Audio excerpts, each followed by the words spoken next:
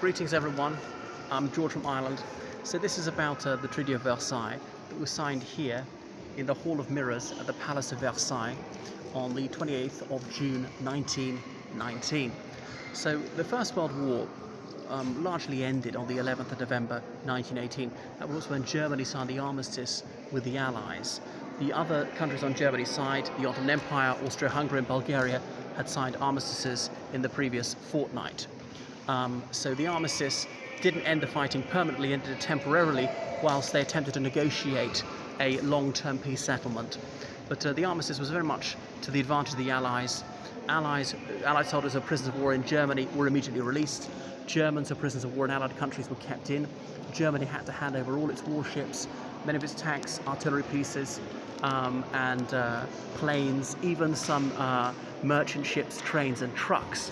And Germany had to withdraw from the bits of Allied territory it was still holding in Belgium and northern France. The Allies, already occupying a small section of Germany, were allowed to advance further west and occupy 5 cities along the River Rhine. If negotiations broke down, the default setting is the war would resume, and the Allies, controlling those 5 bridges over the Rhine, would be in a much better position to invade deep into Germany and get all the way to Berlin. So anyway, in January 1919, the Allies met here. President Woodrow Wilson of the United States arrived in the United Kingdom on Boxing Day 1918, his first trip outside the United States. Up until that time, no American president had ever been outside the United States during his term of office.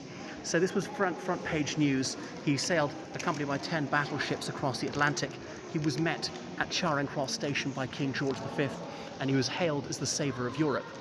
But anyway, the big 4 assembled here in Versailles. That's to say, Woodrow Wilson of the United States, Lloyd George, who was a Prime Minister of the United Kingdom, Georges Clemenceau, Prime Minister of France, and Vittorio Orlando, the Prime Minister of Italy. So those were the 4 major Allied countries. Several other Allied countries which are not so mighty had their representatives here as well.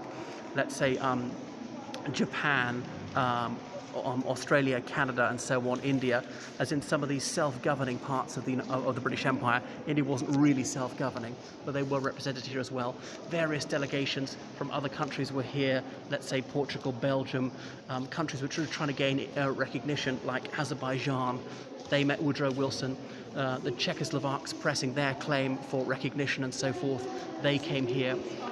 The Irish Republican movement sent Sean T.O. Kelly trying to get a hearing, but he wasn't granted an audience. Crucially, President Wilson regarded Ireland as part of the United Kingdom, and Ireland's future was an internal British matter. Anyway, over the next few months, the Allies negotiated amongst themselves what terms they're going to impose on Germany. They did not negotiate with the Germans. The German delegation was permitted to sit here and listen, but they weren't allowed to say anything. Clemenceau was the most vengeful.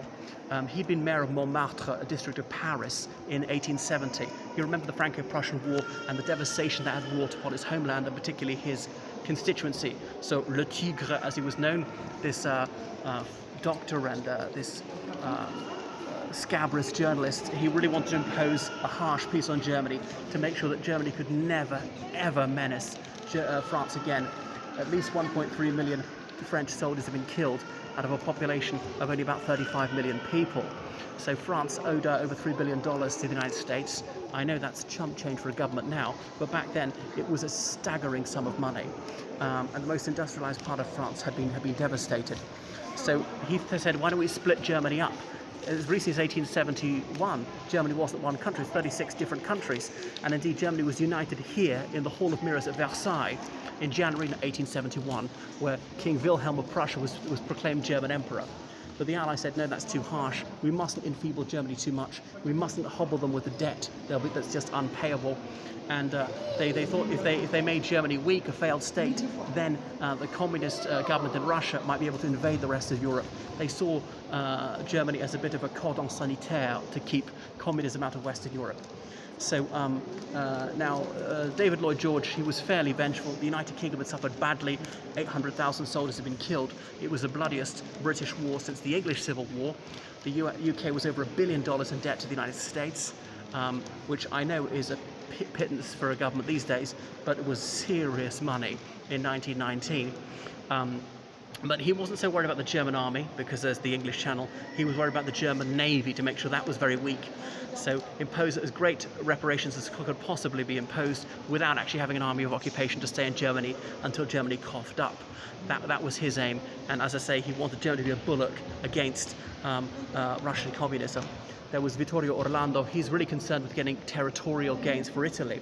Remember, Italy had been inclined towards Germany before the war, had stayed neutral in 1914, only come into the war in May 1915, pursuant to the secret Treaty of London, where France and the United Kingdom assured the Italians that after the war, that the Italians would be generously rewarded with territory seized from Austria-Hungary in particular, especially a lot of the Adriatic coast, a lot of what's now Croatia. As it happened, he was not an effectual negotiator, and indeed he lost office just before it was signed. They gained only a fraction of what he'd been hoping for. And that was really at the expense of Austria-Hungary, not Germany. The Italians had really fought the Austro-Hungarians, not the Germans. And then there was Woodrow Wilson, President of the United States. He'd been a boy in Virginia during the American Civil War and was saying, no, there must be peace with justice. Remember his 14 points of January 1918 whilst the war was on. And he said, the Kaiser must go. Well, the Kaiser had gone. And there must be national self-determination. People must live under the jurisdiction that they want to live under. If a people wants to break away from a larger nation, that should be allowed. If they wish to stay part of a larger nation, that must also be permitted. People of the same ethnicity must be allowed to unite, and so forth. Freedom of the seas, no more secret diplomacy. You must parley in an open manner. So not to be too cruel, because that would just have people coming back seeking vengeance a generation later. Anyway, so this was Woodrow Wilson's idea, but the Germans had signed the armistice in November 1918, partly believing that they would get these lenient terms as adumbrated by Wilson. But that was also a time-limited offer. If Germany had taken that offer in January 1918, they would have got that generous settlement. But as they had spurned that offer, fought on for a further 10 months, during which time at least 3 million more people were killed, that was off the table. There was going to be a more punitive attitude. It was all very easy for Woodrow Wilson to say, forgive and forget. How could France, Germany's near neighbour, absolve Germany so easily? Now, I admit Germany wasn't completely responsible. The other countries bear some responsibility too. And more of an effort should have been made to negotiate the settlement sooner. And a lot of bloodshed would have been spared. The German delegation even acknowledged freely that Germany was partly guilty for causing the war, but not solely guilty. But anyway, finally the terms were presented to the Germans in June 1918. Clause 231 was the most objectionable. Article 231, the war guilt clause, said that Germany was solely and completely responsible for starting the war, that the Allies bore no responsibility whatsoever for so doing, which was patently specious. And the German delegation, they telegraphed Berlin, what do we do? Do we sign this or not?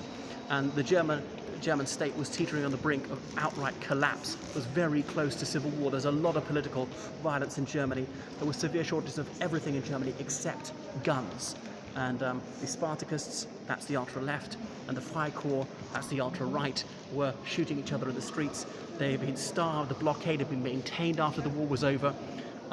So they said, the German government said, just sign. We don't care about it, just sign. We cannot fight on. We'd collapse very quickly. The Allies would be in Berlin in no time. So they signed under protest, saying we're only doing this under duress. But that was that. Then the British Army and the American Army, which were occupying western sections of Germany, withdrew. The French stayed there till 1930 in the Rhineland. Some of the terms were obviously Germany had to pay reparations. The Allied Reparations Commission was going to determine how much that would be. The Allied Reparations Commission reported in 1921 and calculated the figure at £16 billion. Notice there had to be pounds sterling, couldn't be German marks, otherwise the Germans just print more of them. Germany limited to an army of only 100,000 soldiers, limited to a navy of only 36 warships, only 6 of which could be battleships, all of a limited size, was to have no navy, was to have no air force whatsoever, no general staff, no tanks, and no poison gas. It was allowed artillery. All the soldiers had to be long service volunteers serving for at least 20 years. All the overseas colonies were ceded. 13% of Germany's land area was taken. Eupen and Malmedy to Belgium. Schleswig-Holstein had a plebiscite, opted to join Denmark. In Lower Silesia, there was a referendum on whether they're going to be part of Poland or Germany. A narrow majority opted for Germany. Nevertheless, it was divided. Germany only got part of Lower Silesia, and on and on. the French be allowed to occupy the Rhineland, as in that section of Germany adjacent to France.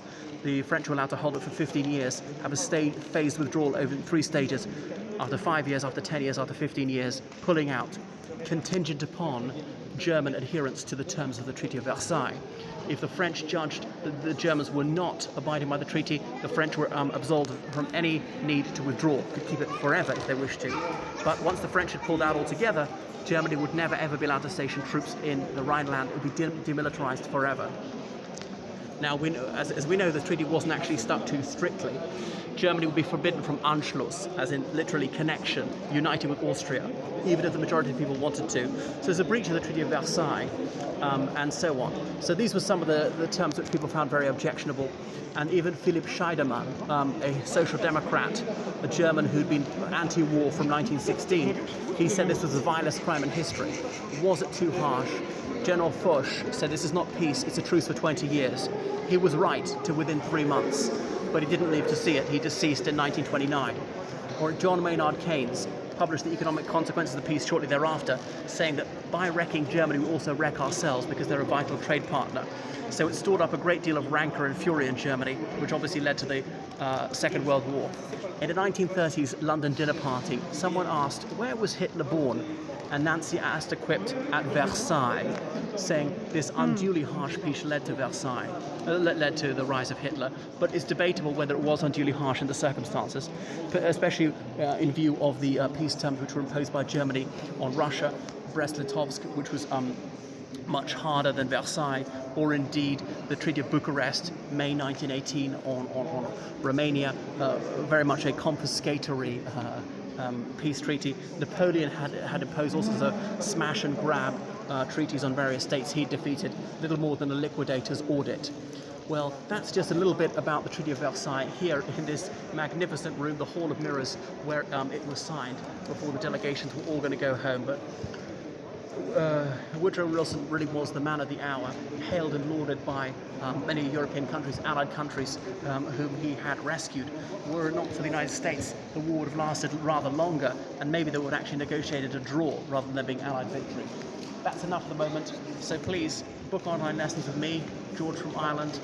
Message me and follow me on Twitter and Instagram, on Facebook. I do lessons in history, politics, religious studies, law, French, English literature, English language, English as a foreign language. I'm a tour guide at Londinium, and I help you with essays, dissertations, CVs, job applications, elocution, interview practice, and so forth. Toodaloo.